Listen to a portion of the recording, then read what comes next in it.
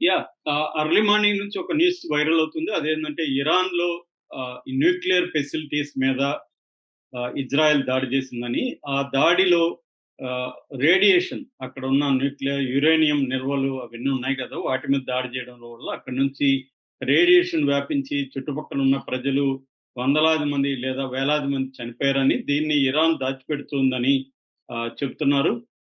అసలు ఇందులో నిజం ఉండే అవకాశం ఉందా? అసలు ఇప్పటివరకు ఇరాన్ ఎన్ని సైట్ల మీద దాడి చేసింది?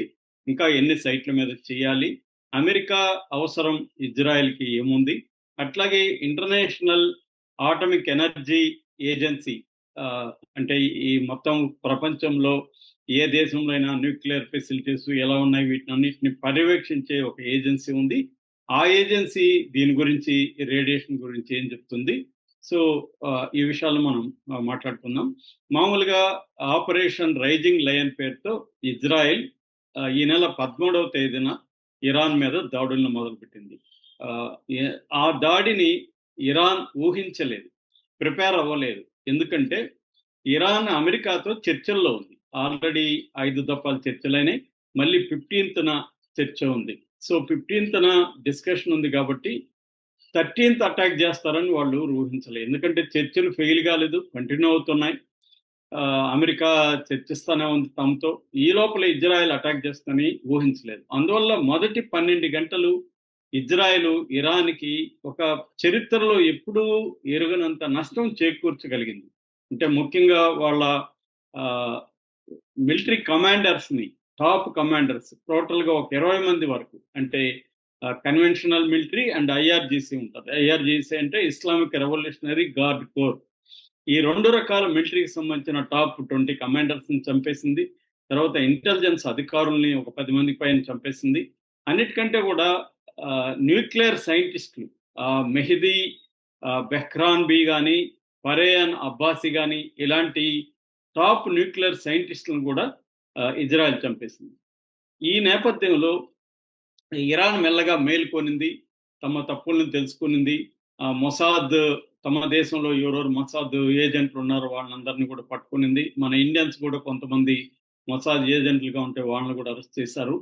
సో, మరోవైపు ఇజ్రాయెల్ మీద కౌంటర్ అటాక్స్ కూడా ఇరాన్ మొదలుపెట్టింది. ఈ నేపథ్యంలో ఏందంటే ఇప్పుడు ఆహ్, కొన్ని అసలు ఇజ్రాయెల్ ఎందుకు ఇరాన్ మీద దాడి చేస్తానని చెప్పిందంటే ఎగ్జిస్టెన్షియల్ థ్రెట్ ఉంది ఇరాన్ నుంచి. ఎందుకంటే ఇరాన్‌లో యురేనియం నిల్వలు ఆహ్, ప్రమాదకరంగా వాటిని ప్యూరిటీ పెరుగుతూ ఉంది. మామూలుగా 60% ప్యూరిటీ ఉంటే సివిల్ న్యూక్లియర్ ఎనర్జీ కోసం వాడతారనమాట. 60 అంతవరకు అలో చేస్తుంది. అదేమి ఇల్లీగల్ కాదు. 60 వరకు ఉండొచ్చు. కానీ 90 వరకెళ్తుంది. నిల్వల్ని పెంచుకుంటుంది. కాబట్టి 2 వారాల్లో అది న్యూక్లియర్ బాంబ్ తయారు చేయగలిగిన కేపబిలిటీస్‌ని అది పెంచుకుంటుంది.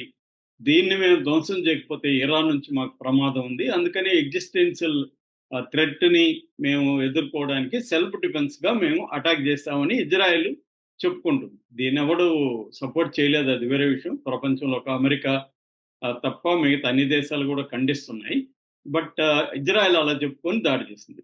సో, అందుకని దాని గోల్ ఏంటి?